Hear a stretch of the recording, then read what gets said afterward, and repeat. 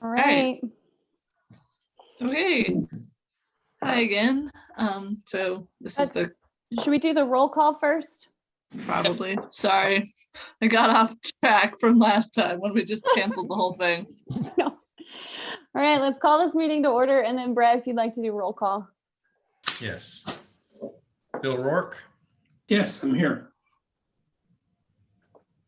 Casey Crichton. Absent. Denise Bacon, Here. Jeremiah Horton. Absent. Leonard Rydell. I believe he quit. I think I saw an email to you today, Brett, that said he quit. Well, officially, we got an email back that said, no, he has not quit. That's not what my, oh well. Merrill Kunkel, Here. Mike Googler, Here. Pete Sedaris. Here. Okay. So now we have Alright. the approval of the minutes to move. Yes. Is there a motion to approve the January 21st minutes? So moved. Seconded? Second. All in favor, raise your hand. Looks unanimous. Okay. Motion to approve the February 10th minutes. So moved. Second. Seconded. All in favor, raise your hand.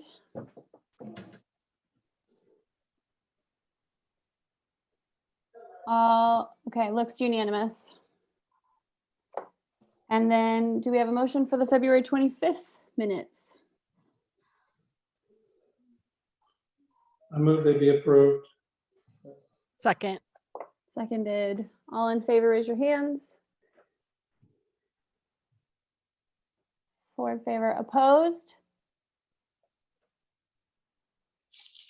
Pete, I can't see your hand. I don't know if you're voting. Okay, approved. All right, let's move on. Okay, Natalie, now it's It's on. my you. turn. You're Sorry up, for man. jumping the gun on that. Where we're at. Yes. So excited to present. Okay, anyway. So I just want to give you a quick update on what we've done since the last meeting. We went ahead and prioritized the improvements that we talked about last time. We added the written recommendations that the CAC had submitted, and we put in system development charge eligibility percentages into the report.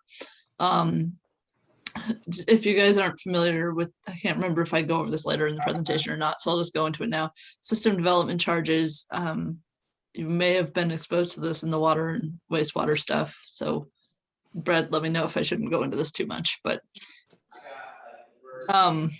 it's essentially how you pay for future infrastructure that is to be used by future users. That was maybe not the best explanation, but anyway. I'll get into Mike, can you mute yourself? I just muted everybody except Natalie. Okay, perfect. Thanks. I saw Mike scrambling there.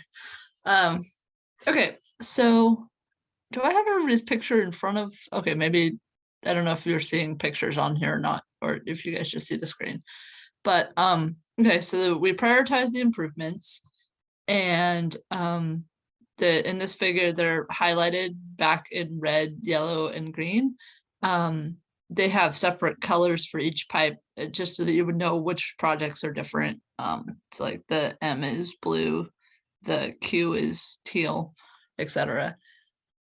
Those colors don't mean anything except for determining what belongs to what project, etc. So priority 1 is 0 to 5 years. Those are the high priority stuff we talked about different categories if they affect a big area or they're a small project that affects a larger area, or they're coinciding with a with another project or all kinds of things.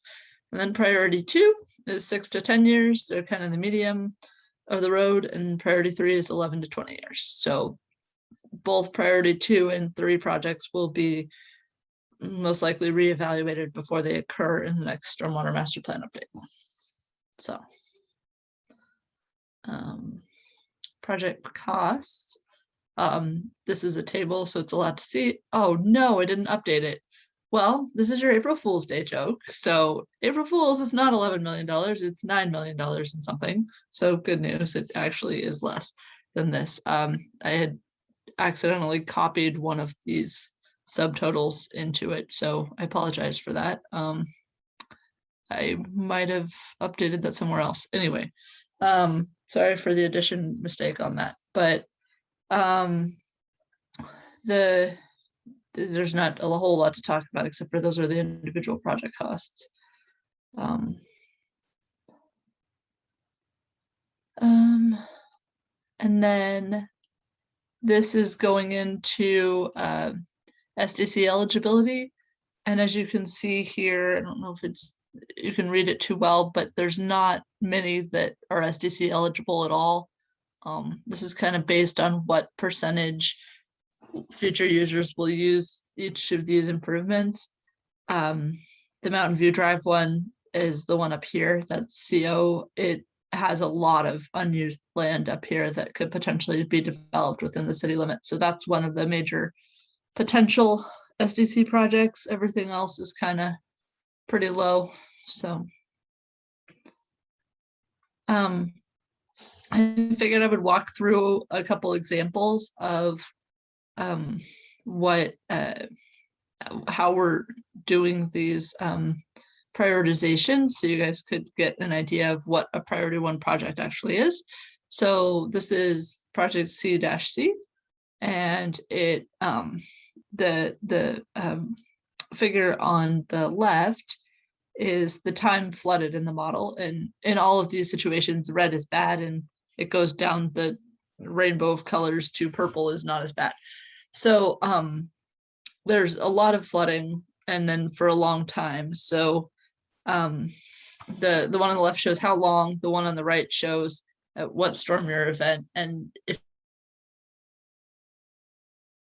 you remember from previous discussions, it sounds like it's not bad, but it's actually the worst if it floods at the 2-year event, because that means it floods every 2 years. And if it floods at the 25-year event, that means it only floods every 25 years. So 2 is actually worse than 25 in this situation.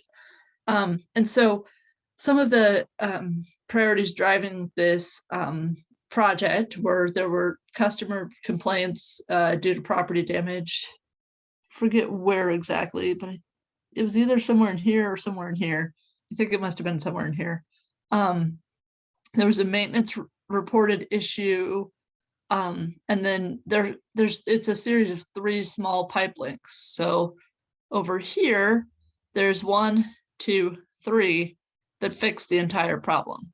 So it's a relatively good project for your money. It's very inexpensive and solves a very big problem in terms of the city. So I like that project.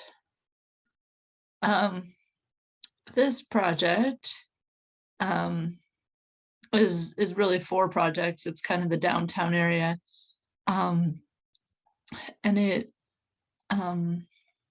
so I'm showing kind of the same figures of how long it floods, at what storm event it floods, what are the priority improvements, and I just showed them all on the same figure because it's they're all kind of similar. It's this they were probably designed about the same time, and yeah. So there's within here, there's also the CCTV had found some pipe problems, as well as there were known material issues and flooding issues, and there's catch basin replacements all over the place that need to happen. There's just all kinds of things that need to happen in this area. So this is definitely a big part of priority 1. So now we get to the design criteria, excuse me, CAC and HBH recommendations. and also the city. I didn't put that in the title, but so these are the things that we had shown in the draft that we gave you, of what we had recommended and what you guys had recommended. So strengthening existing design standard language, encouraging infiltration solutions such as rain gardens, infiltration trenches, pervious pavement where possible, etc.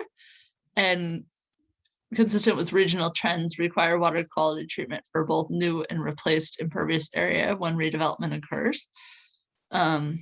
And then the other 3 items were items that were recommended by committee members. Recommend the city allow public utility easements to be utilized for rain gardens, and the city provide standard drawings to allow rain gardens to be constructed in public easements without impacting utilities. Recommend the city use pervious surfaces wherever possible, and that pervious surfaces become part of the cost of the evaluation for projects. And recommend the city add on-site retention of stormwater wherever possible. Brett had added one more as of today, and I did not get that in here for the presentation. So I don't know if he wants to add that or if he's good, but it looked like a good recommendation. So Yeah, I can speak to that now, Natalie. I actually included that in a reminder email that was sent out earlier today. And basically what we're looking to do is there's some provisions within the code with related to the stormwater management fee that's charged on a monthly basis. There's some abilities for properties to request credits based upon installing additional stormwater management beyond what is required, beyond what's meeting the minimum standards. So we felt that should be promoted. So there's a recommendation to promote those, the knowledge or the ability to use those credits to apply for those, provided that they meet the criteria that's in the municipal code. okay. So that will be included in the final draft. It was not included in draft 3. I should also point out that the city had made a couple of changes that, since we gave you guys draft 3, that will be provided to the city council for their and the planning commission for their review. So Could I ask a question at this stage, or do you want to finish up first and then I guess? what is the topic of the question? Well, I was about the last. Why don't you finish up and then we'll just have questions after you're done. Or if you can still remember, that's fine. Yeah. All right. So we're almost done anyway. So short presentation today. Next steps is going to be a city council workshop, and then the planning commission hearing and recommendation, and then the city council hearing and approval. And then we'll get the final stormwater document, that stormwater master plan document with everything from you guys' final recommendations, city council's final recommendations, planning commission final recommendations, anything that, any loose ends. It's pretty much done at this point, but anything that comes up, we'll put in there. And then after that, we wanted to acknowledge that the city council may approve, sorry, I'm saying that wrong. Like anything that the city council wants to move forward with design standard recommendations, whether that's a separate evaluation for that or whatever. It's my understanding that council will decide how that's going to happen. Correct me if I'm wrong, Brett, Doug, or Karen. I think that's how that's going to happen. And now, Meryl, it's time for questions. So what have you got? Okay, so I was curious in regards to the infiltration. When looking through these projects and when looking through the master plan, it looked like most of the proposed projects are increasing pipe size, or it seems like that seems to be the majority of the projects. So I wasn't sure where exactly the prioritizing of infiltration and development of the planters and the ponds and swales and porous concretes and things like that were in the master plan. Did I miss it, or? The problem with putting those in the master plan is it's not that they're not there. It's just that our design criteria is the 25-year storm event. And you're not going to infiltrate the 25-year storm event. And so where infiltration facilities are fantastic are the maybe up to 2, maybe up to 5-year event. And so they're kind of should be used in combination with these. So if you think of this as the overflow for those facilities, that's kind of what we're doing with this project. Because the ground can only infiltrate so much. Right. And it's already included in the hydraulic modeling what the ground can accept, more or less. So, So yeah. these projects that are like the 2-year, so the ones that you're talking about that have the every 2-year flooding, those, it would seem to me that those would be the kinds of projects that we could utilize those solutions, correct? Am I reading this wrong? Well, they also flood at the 25. So that's Okay. kind of one of those mind game things with the 2 versus 10. So a 2-year event is far worse than a 25-year event in terms of like when the 25-year event happens at that location, it's going to be a lot more flooding. So I guess that is more a measure of frequency, because then well, it's going to flood there every 2 years. But that too, so I guess it kind of answers your question. Yes, those 2-year locations, you can put infiltration at that site, but the problem is you still need the 25-year flow to be able to be carried away, and they still flood at the 25-year event. So yes, you can mitigate the 2-year problem potentially. Depends on the site conditions, but potentially you can mitigate the 2-year problem, which could reduce the priority potentially of some of these projects. So is there a way to include that? Because, I hear what you're saying, that like we need to have the 25-year capacity built into the master plan. I understand that, but I feel like there's we can do a both and situation. And I don't read that in the stormwater master plan as it sits right now. But again, I don't know if I'm missing that. I would add a couple of Go ahead, Brett. items on this. I think one of the things to keep in mind is a lot of these projects are in areas that are mostly developed. So for new development, that's where we have the opportunity to have this design standards and what we currently have for encouraging, and we're trying to encourage that infiltration use wherever it's feasible.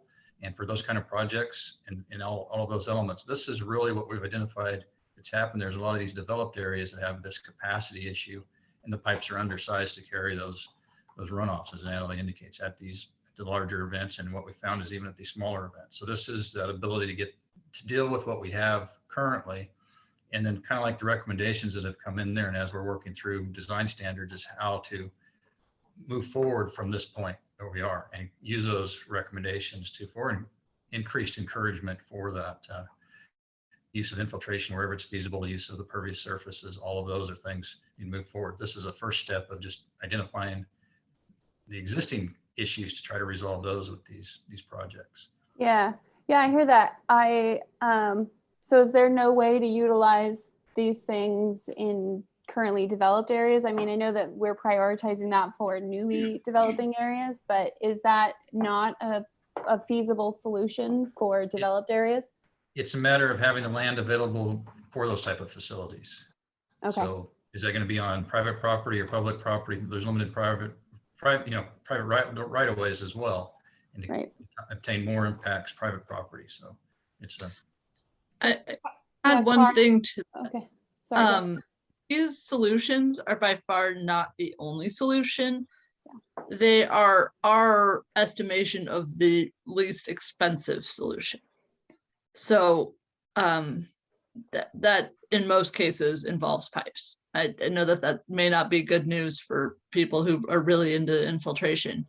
And I'm not against it or anything. It's just, unfortunately, that is oftentimes a lot more expensive compared to moving the water, if that makes any sense.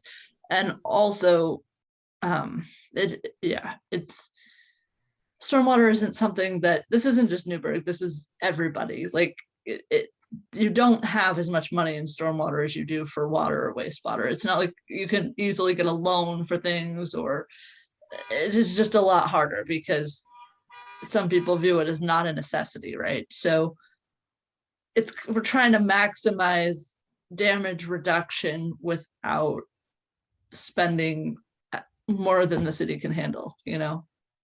Hopefully I didn't step on your toes too much there, Brett, but yeah. Karen, you had something? Yeah, one other thing to keep in mind is that this is a 5,000 foot level, right? And as Natalie pointed out, this is one solution. When we actually start to put projects into the 5-year plan and start developing what those projects are going to look like, we're going to look at all of those other options. We're going to go through an alternatives analysis and determine, okay, is the right thing to do to put bigger pipe in, or is there another option that's available that we can do here that is maybe cheaper or better for the environment, or those types of things. So although the master plan is talking about pipes, that is one way to solve the problem. And as they noted, these are existing problems. This is not for future growth. So unless the city adopted a policy where we were going to go and have every property go and start to infiltrate, these problems aren't going to go away, if that makes sense, just because we make new development do infiltration. Right. Yeah, that's where I'm thinking, that's where I guess I would see that would be where we set the policy here in this master plan and utilize. Again, this committee can make a recommendation to the council to that, and then the council will be the one that has to adopt that. And again, what that means is that we go out and we tell everybody who's a homeowner that they need to disconnect their rain drains and start infiltrating on their own property, which may or may not work depending on your location. And it is a cost that's associated. There is a cost associated with that from the property owner level. So if council chooses to do that, then that's something certainly we can go through and do. Because this Natalie? isn't a solution that we could use. Sorry, I'll be done after this, but this isn't a solution that can be done on current city-owned and public right-of-ways. Not to solve these, Not to solve the all these extent that problems. it's okay. Yeah. There's Yeah. a large volume of water when we get to this 25-year event for most things. Well, in some of the projects, let's be honest, project C-J is never going to happen. It's a priority 3 project. It floods for like 10 minutes. It's never going to happen, but there's probably enough room for detention pond. I mean, that's just kind of one of those things. Like some of the bigger problem areas are the ones that are going to happen are like, this is downtown. Like there is nowhere downtown that you can get a detention pond big enough to do that. There's potential that you could do an underground facility, maybe like under the road. Some cities do that.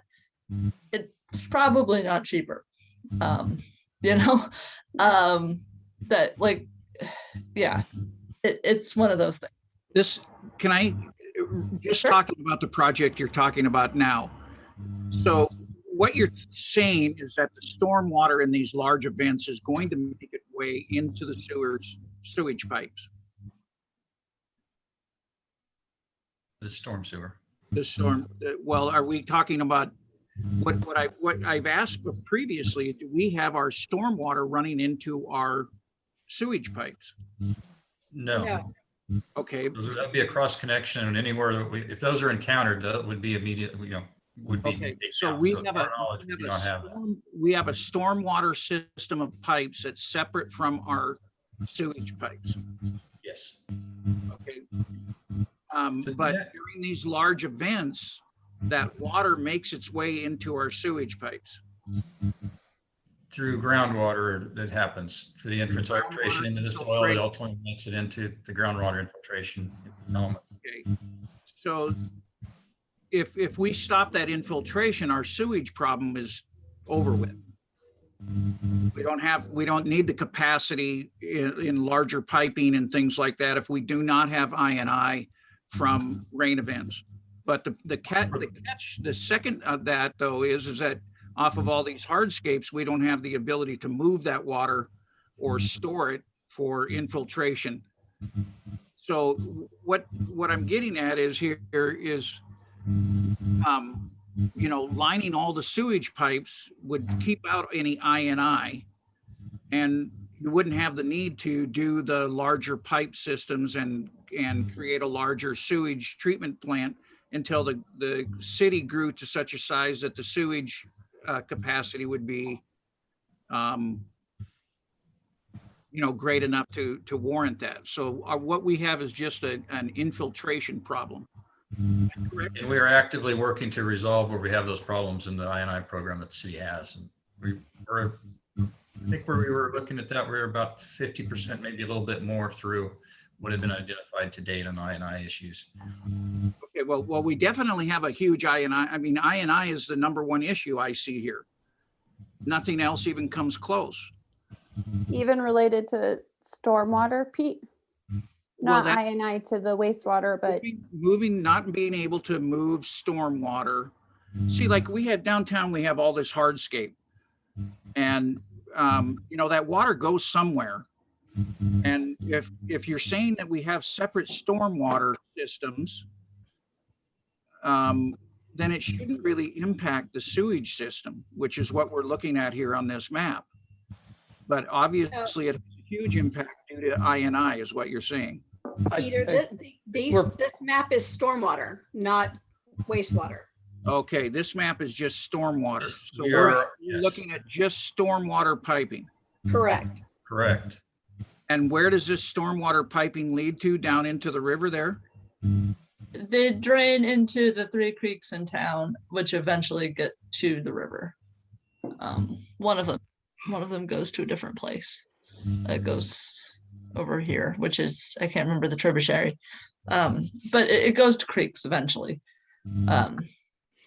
So yeah, one of the problems with fixing I&I is you're never going to be able to, I mean, kind of the opposite of what I was thinking. You're not going to ever be able to possibly capture every bit of infiltration. It's just not going to happen.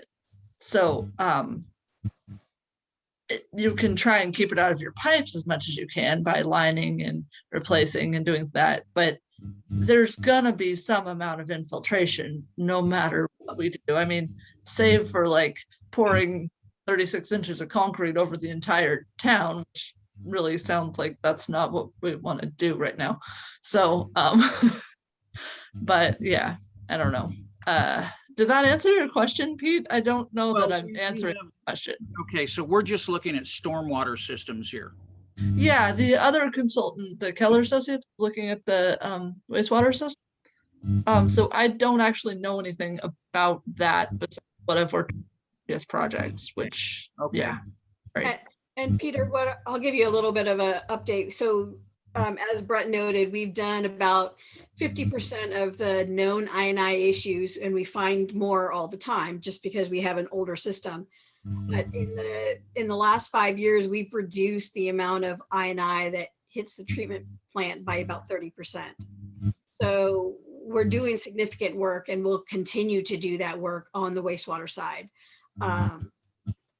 You know, obviously that's a huge cost benefit. If we can do that and not have to upsize pipes, that's a great thing. So we are doing that actively, and we will continue to do that actively. Okay. Natalie, Hey Brett, this is Doug. If you're not speaking, can you turn off your audio, because we're getting a lot of feedback.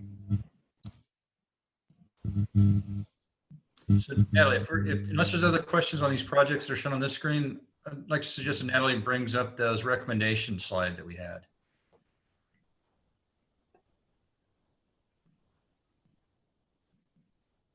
And what I want to point out is, as kind of with the projects that we've identified and have been through this master plan process that we've been going through with this update, it is identifying and updating the previous master plan and going through the model and identifying any issues and working through that and identifying and updating projects related to that, bringing in the riverfront area into this as well. The pieces for the go forward of how we can do things, make changes into our standards and ultimately even potentially code changes in that. This is a part of the master plan where we put these recommendations in, and it'll go through the process. And then from this, as Natalie had in the last slide, the steps forward will go through to make those changes, whatever comes out of this discussion, going in that direction. So that we'll, whatever comes out of that from those recommendations that are made, the recommendations that staff has made and that the consultant HBH has made into this, combined with any of the recommendations that come out of the CAC, the ones we made so far and any more that you make tonight, those will be the pieces to go into that part of the master plan to be presented to move forward with the rest of the process.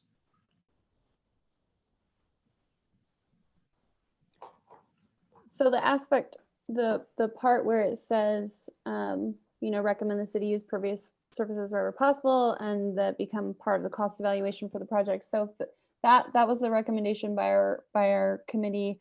Yes. And moving forward, if it's approved by the planning commission and by the city council, then will that be built into the current stormwater master plan? Or would that be for moving forward for projects moving forward? How does that, can you clarify how that would work? Yeah, to go through the process, and what I envision is, depending on how that's gone through and the studies done associated with that, it'll lead to changes to design standards, potentially to city code. So it'll lead, so the master plan is the guiding document that starts things along. So then those changes would occur. So if those get incorporated and there are changes to those elements, then when the next master plan comes around, as it evaluates projects, it'll have that other criteria to utilize in developing projects and identifying solutions. Got it. So they can't be then applied to this master plan? Not in the process of what we've gone through to identify with what we have to the projects that we've identified and worked through to this stage. That's not come up with something that we had identified and been able to identify as where those might fit within the projects that we have that we're working on as priorities and have identified as priorities. And I think that the projects that are highest priority are likely not good candidates for infiltration anyway, because they are such big problems that they wouldn't have enough capacity with infiltration. But some of the ones that can be taken care of further down the line. So like the priority 1 projects are 0 to 5 years if there's enough funding. But the 5 to 10 year projects are the ones where we could start potentially really looking at maybe some infiltration. And that's when the next master plan would come in anyway. So we've made a recommendation that the next master plan include more analysis of like detention facilities and things like that. So hopefully that gets included in the next one as well. So yeah.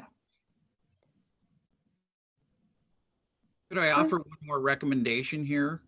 That, as instead of having those pipes, go directly into streams, or maybe, some of them do, some of them don't, but, at the end product, at the end of those stormwater systems, when they discharge, what kind of systems do we have to slow the water down to, is it dumped directly into the stream, or the recommendation being that in those drainways that we should develop systems to slow the release of water into those streams.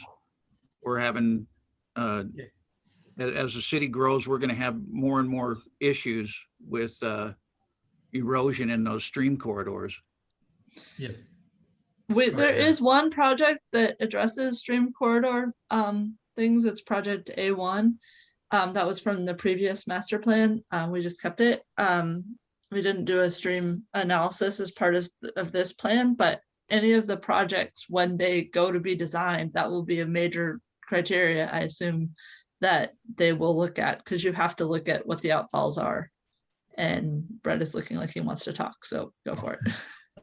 Yeah, well, it's the energy dissipators at the outfall location. So any new connections, any new outfalls, definitely that's requirement there. There's some maintenance activities that probably need to occur on some of these. Some of those are identified in the assessment in the previous master plan. We did not do an update onto that. There were some recommendations on that piece of it. It's something that's part of the maintenance program and our TMDL plan, as far as when we are able to have the resources available and looking at the streams and identifying any locations where there's elements to make adjustments there. So it is a ongoing issue. A lot of those outfalls are in private property and have access issues. So that's one of the challenges, identifying how do we get access if we need to make upgrades into those elements. It's also my understanding that as you work towards the TMDL goals, that some of those outfalls are being treated as well, and potentially more and more of those. Is that correct understanding? That's a goal we're moving forward, more moving towards, yes. Did that answer your question, Pete? You're muted. Yes, partially. I mean, we do have an issue. You're addressing it in some ways, but that it should, I would recommend that it become a priority. You know, that it's given as high as priority as other issues that we have, and that in the long term, it's going to cause a lot of problems. And I understand that we have, you know, new criteria that for new development and things, but we need to address a lot of the older existing structures. And if maintenance is an issue, that it get a higher priority than it has in the past. And that up engineering upgrades on those outfalls and things are done. I think those are definitely valid recommendations, because they kind of come from a different angle than some of the other recommendations that have come in so far. Is someone writing these down? Well, Or- actually, I was going to say, Pete, would you like to make a motion in that regards? Yes, that outfall of stormwater systems, new and old and non-existing, that they be given a priority at a priority 1. And that things, if they need to be re-engineered, or that you look at re-engineering existing structures to do a better job, that priority is given to the upkeep of those things, of those outfall situations, that in the long term, it's going to lead to a lot of issues if we don't address them sooner rather than later. Pete, you also mentioned maintenance. So when you're talking about re-engineering, are you also including maintenance? Yes, re-engineering and maintenance. What do you call that when you have a maintenance schedule? That there's a better maintenance schedule. So that is covered in the plan, the better maintenance schedule. We've developed goals of what what they're trying to accomplish, and there's a different table that says what they have accomplished, and there is a big discrepancy in between what they're trying to do and what has been done, and the city is working internally to figure out what's going on with the staffing, because it turns out we're only about a half a person shy on how many staff we need. And if you read your report, there was a math error in it. I apologize. And it said we were a half a person too much. And I'm sorry about that. So we were using the wrong conversion factor. We were assuming that people had no vacation and sick leave or anything like that. So Well, sorry for that. This is a recommendation to give it the same priority as the piping system. The maintenance issues. Yeah. The re-engineering of outfall systems and maintenance of those facilities existing and in the future. So if they're given a priority 1, you might be more than a half a person short. So I think those are. Natalie, Yeah. there's a motion on the floor. I second the motion. It's open for discussion. Are there any thoughts?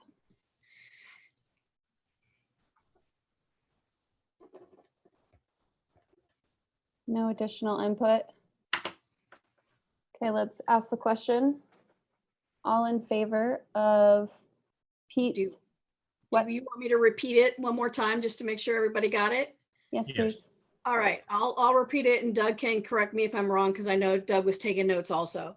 But that the outfall stormwater systems, new and existing and non-existent, be given a priority for re-engineering, fixing them, and also a high priority for the maintenance schedule for those facilities. I would agree with that wording.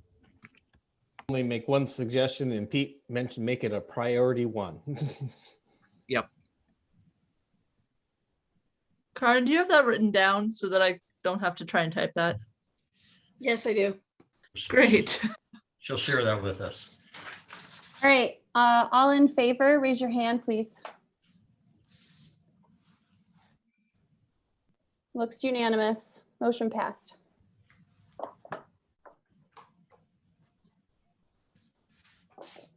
I apologize for interrupting there. I wasn't sure the procedure. Oh, thank you. To go along with that is that you need to have some kind of idea of what your volume of outfall is to engineer those things. And we need to start having a way of knowing what our outfall volumes are. Otherwise, you can't engineer them correctly. And so I don't know if, you know, there's flow meters, there's different ways of, you know, gauging that. You can use gauging stations with a, you know the diameter of the pipe, and if the pipe is full, you know it's discharging at whatever rate. If it's half full, you know, somebody's checking those things during the rain events so that you actually know what the outfall is. We And that- have that in the model. You do? Yeah. So we should, that's why we did the model. So Is your model accurate? Well, no model is accurate, but Okay. it's as accurate as it What I'm can be. saying With the, is your model needs to be ground truthed. it's Yeah. as ground truth as we can have it at the moment. What I would say is, as we go into projects, and our plan is to do more flow monitoring and more updates with the model. That'll be a continuous process as we go through with each one of these master plan updates. And as we identify projects and we go through and we take the projects from the master plan and we define them better and refine them, and we'll identify what additional items. And Pete, you're exactly right. There will be projects that we need to do specific flow monitoring or tests and confirm what we're dealing with as part of that design. And I would just like to recommend that as part of the CAC recommendations, that be given a very high priority. So you'd like to make a second motion related to, am I hearing that related to flow Ground monitoring? ground or- truth your models, your storm flow models. There's Time a and motion. to put in to see if your models are actually accurate. And you know, the more information, the more data that you gather off your modeling, the better you can refine your modeling, and you're more accurate you become, and your models become much more valid. And then your engineering can be based on something that is actually ground truth instead of, you know, educated guesses. So there's a motion. Is there a second?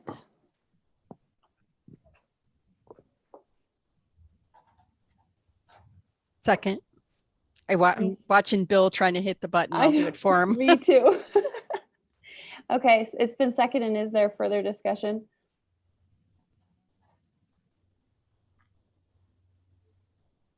I don't see any. All right, let's ask the question. Karen, can you read it again, please? That we make it a priority to ground truth model, collect additional data, flow monitoring, et cetera, in order to make the model better as we move forward and make the engineering better. All in favor, raise your hand.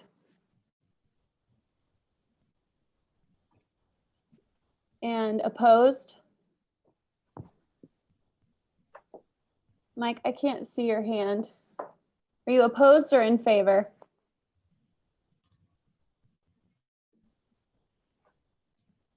He's muted. Thumbs up or thumb down, Mike? Thumbs up. Okay, unanimous, motion passed. Thanks, Mike.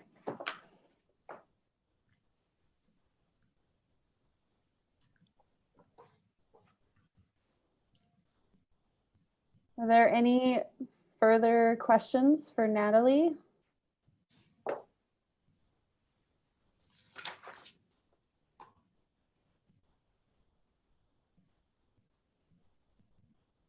Okay.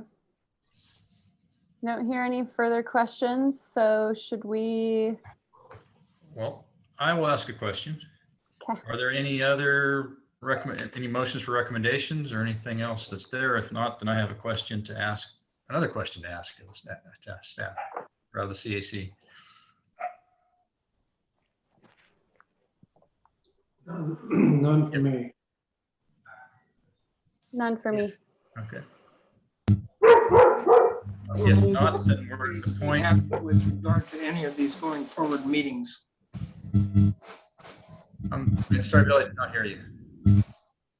I was wondering what role as members of the CAC we have in any of the meetings that were outlined there that are coming up. Oh, with regarding the planning commission meetings and council, Yes, you would be attending those as the general public. So you can offer testimony or public comments at those times with those hearings. no implied or required attendance by us. No, Bill, this is Doug. It's not required. We ask the chair of the committee and offer that they attend the planning commission and city council meeting so that they could speak on behalf of the committee and its recommendations.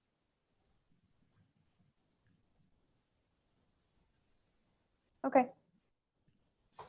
So if there's no other questions or comments, then I'll take this opportunity for staff is asking that the committee makes a recommendation to the city council to adopt the 2020 Stormwater Master Plan, including the additional recommendations that have been made by the committee this evening.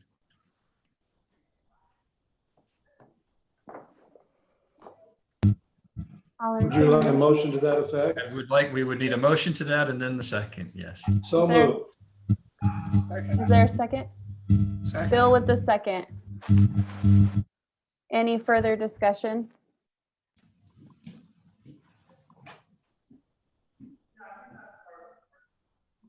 None. All right, hearing none, let's ask the question.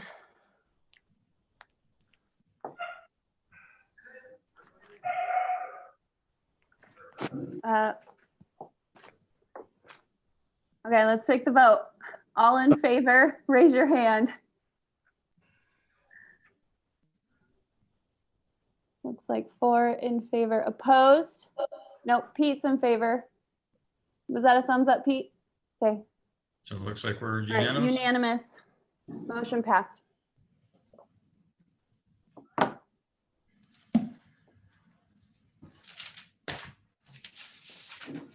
So Great. Do we have any public comments? I've not received any prior to the meeting. And there is nobody attending as an attendee. Okay. Any items from staff? Yeah, I'd like to thank you all for the time and efforts put through as we've gone through this process and helping me with this learning experience as we go through all of this and move forward in the next pieces. I appreciate all of the discussion and all the input, and thanks for bearing with us as we had some schedule hiccups and had to adjust things. This has been an interesting process, part of the implementing the riverfront master plan with all of these other master plan updates and elements. I just want to thank you all for participating in this. I'd like a special thanks to Meryl. She got us out in under an hour. Just I in really time, my tried. dinner just arrived. I'm very Jeez. excited. I really tried this time, you guys. You're my hero, Meryl. Thank you. I just want to say thank you to everybody. This is a learning experience for me, and I really appreciate it. And I learned a lot. So thanks, everyone. Thank you. All right. Are there any further items from committee members? Just a quick thing, just know that yes, we will be implementing, things into the design standards and those types of things, assuming the council adopts them. So this won't be the last time you hear about this. So. All right. Thanks, Karen. Meeting's adjourned. Bye, everybody. Have a good evening. Have a good evening, everyone. Hi, have a good evening.